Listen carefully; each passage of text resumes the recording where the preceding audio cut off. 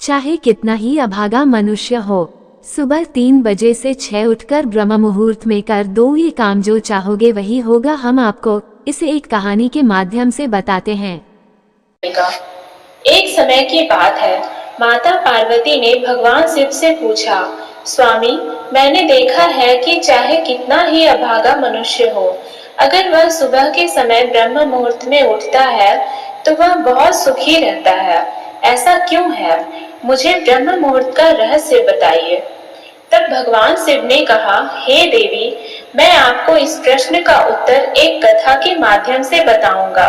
कृपया आप इस कथा को ध्यान पूर्वक सुनना, और जो भी मनुष्य इस कथा को पूरा सुनेगा वह कभी भी इस अवसर को अपने हाथ से जाने नहीं देगा। ब्रह्म मुहूर्त का रहस्य जानकर पूरा जीवन बदल जाएगा।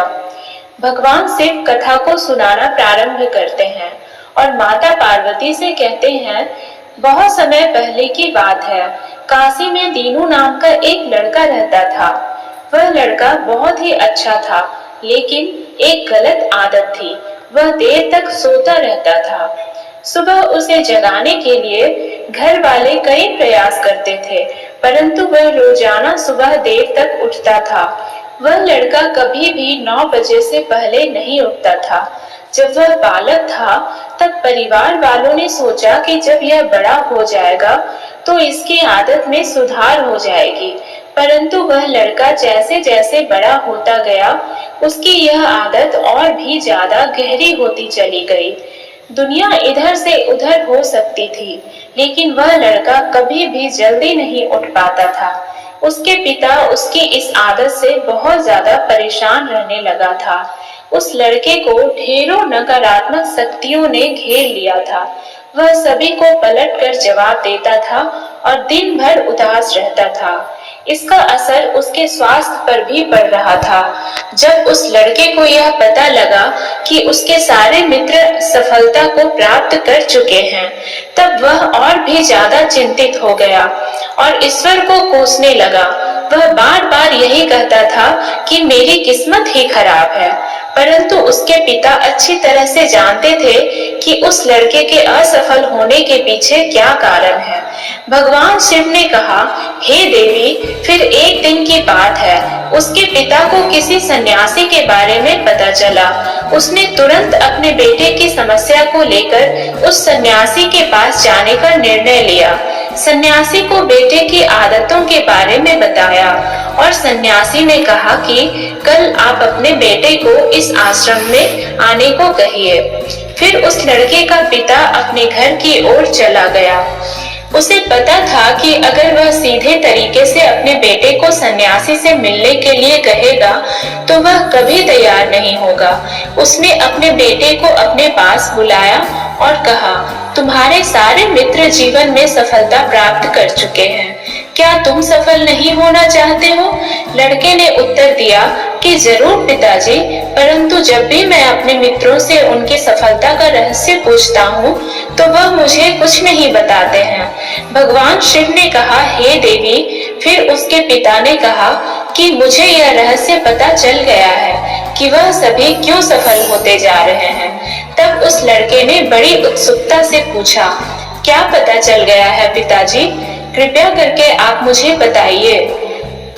उसके पिता ने कहा कि कल सुबह तुम्हें एक सन्यासी के आश्रम में जाकर उनसे मिलना है। यदि तुम वहां पर समय से पहुंच गए तो वह सन्यासी तुम्हें ऐसा मंत्र बताएंगे जिससे तुम सफल हो जाओगे, परंतु एक समस्या है। लड़के ने कहा कि पिताजी, मैं कल पूरी रात जागता रहूंगा और सुबह सन्यासी से मिलकर आऊंगा। उसके पिता ने कहा कि ठीक है, तुम वहां जाकर उस सन्यासी की आज्ञा को मानना। पिता की बात सुनकर वह लड़का बहुत अधिक खुश हुआ। जीवन में पहली बार रात्रि में वह जागता रहा, परंतु थोड़े ही समय में उसे नींद आ गई और वह सो गया। फिर अगली सुबह जब वह उठा तो उसे पता चला कि सन्यासी से मिलने का समय समाप्त हो चुका था। उसके पिता ने लड़के की तरफ देखा और कहा कि तुम जीवन में कभी सफल नहीं हो पाओगे, जाओ और जाकर सो जाओ। पिता की यह बात सुनकर उस लड़के को बहुत दुख हुआ। उसने मन ही मन स्वयं को चुनौती दी कि कल सुबह वह सन्यासी से मिलने अवश्य जाएगा। उसने अपने पैर में एक छोटा सा घाव बना लिया, जिससे दर्द के कारण उसे रात भर नींद नहीं आई। भगवान शिव ने कहा, हे देवी, यह ऐसा पहला अवसर था जब उसने अपने जीवन में पहली बार सूर्योदय देखा था। वह तुरंत ही तैयार होकर सन्यासी से मिलने के लिए चला गया। आज उसका अनुभव कुछ अलग ही था। वह बेहद शांत महसूस कर रहा था। चलते चलते वह लड़का जैसे ही सन्यासी के आश्रम में पहुंचा तो वहां पर उसने देखा कि सन्यासी और उसके सभी शिष्य ध्यान लगाकर बैठे हुए थे। भगवान शिव ने कहा, हे देवी, फिर जब ध्यान का समय समाप्त हुआ तब लड़का उस सन्यासी के पास पहुंचा और उन्हें प्रणाम करते हुए बोला कि आपके पास कोई ऐसा मंत्र है जिससे मैं सफल हो सकता हूँ? कृपया करके मुझे वह मंत्र बताइए। मैं भी अपने मित्रों के समान सफल होना चाहता हूँ और अच्छा जीवन जीना चाहता हूँ।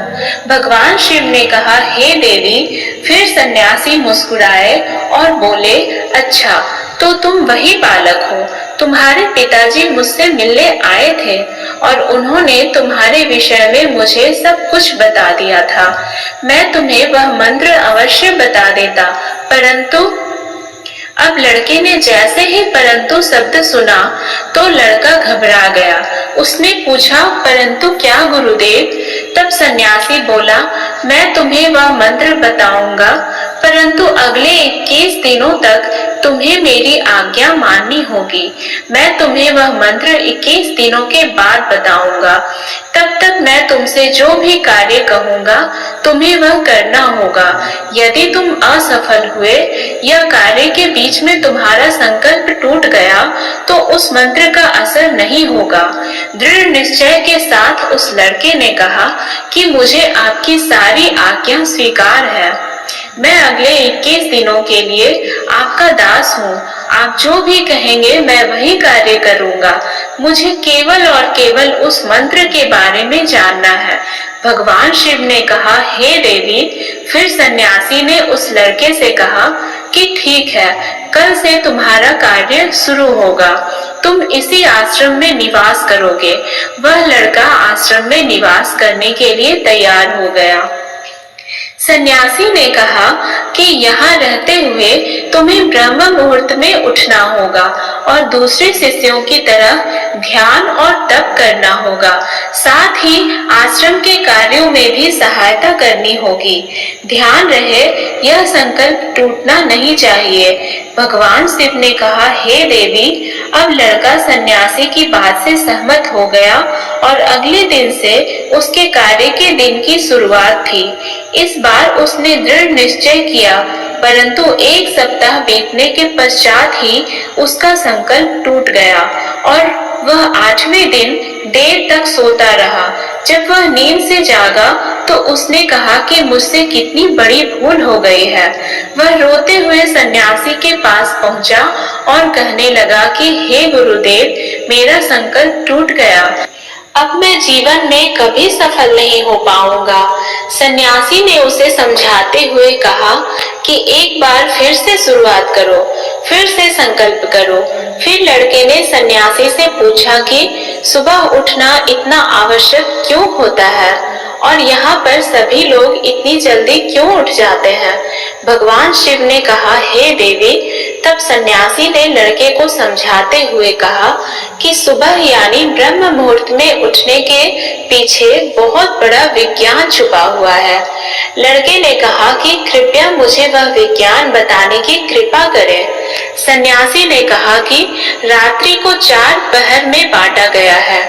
पहला रुद्र काल, जिसका समय शाम 6 बजे से लेकर 9 बजे तक होता है। दूसरा राक्षस काल, जिसका समय रात्रि 9 बजे से 12 बजे तक होता है।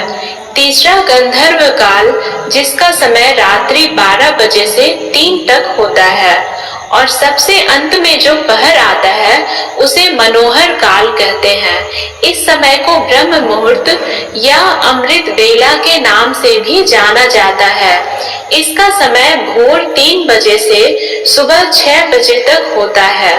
यह वह समय होता है जब पूरे संसार की नकारात्मक शक्तियां निष्क्रिय अवस्था में होती है और सकारात्मक शक्तियां सक्रिय होती है।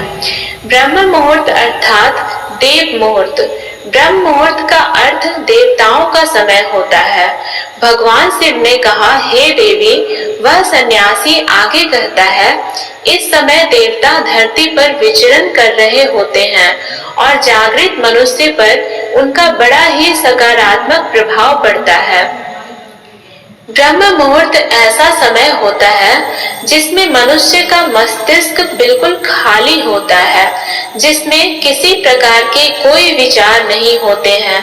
और जब इस समय व्यक्ति अपनी पुस्तक खोलकर पाठ का अध्ययन करते हैं तो उन्हें सब कुछ जल्दी जल्दी याद भी होता है और यह लंबे समय तक याद रहता है। यह ऐसा समय है जिसमें हम ज्ञान को समझने का प्रयास करते हैं।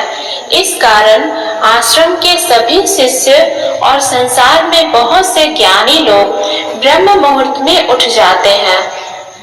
प्राचीन काल में रोशनी का कोई स्रोत न होने के कारण लोग अपने दिन का समापन सूर्यास्त के साथ और आरंभ सूर्योदय के साथ करते थे। यह एक तरीका है जिससे मानव जीवन प्रकृति के साथ तालमेल बनाकर चलता है।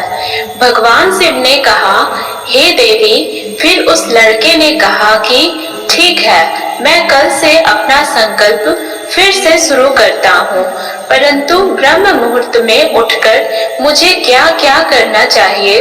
तब सन्यासी ने कहा कि ठीक है, मैं तुम्हें बताता हूँ कि ब्रह्म मुहूर्त में क्या करना चाहिए और कैसे करना चाहिए। सबसे पहले उठकर धरती माता पर पांव रखने से पहले धरती माता को प्रणाम करना चाहिए और अपनी दोनों हथेलियों को देखना चाहिए और ईश्वर को धन्यवाद देना चाहिए कि उन्होंने तुम्हें आज का सूर्योदय देखने का अवसर दिया है। इसके बाद नित्य कर्म और स्नान करने से शरीर की ही नहीं बल्कि मन की शुद्धता भी बढ़ती है। स्नान करने के पश्चात ध्यान की प्रक्रिया होती है। ब्रह्म मुहूर्त में ध्यान की अवधि 21 दिन तक होती है। इस विधि का उपयोग तब किया जाता है जब आप अपनी कोई मनोकामना की पूर्ति चाहते हैं। यह ऐसा समय होता है जब व्यक्ति अपने आज्ञा चक्र को सक्रिय करने पर काम करते हैं। भगवान शिव ने कहा, हे देवी, आगे वह सन्यासी कहता है, आज्ञा चक्र दोनों भौहों के बीच होता है। यह संकल्प का स्थान भी कहा जाता है। अगर इस चक्र पर ध्यान केंद्रित किया जाए और अपनी मनोकामना को बार बार दोहराया जाए तो मात्र 21 दिनों के भीतर वह मनोकामना पूरी हो जाती है।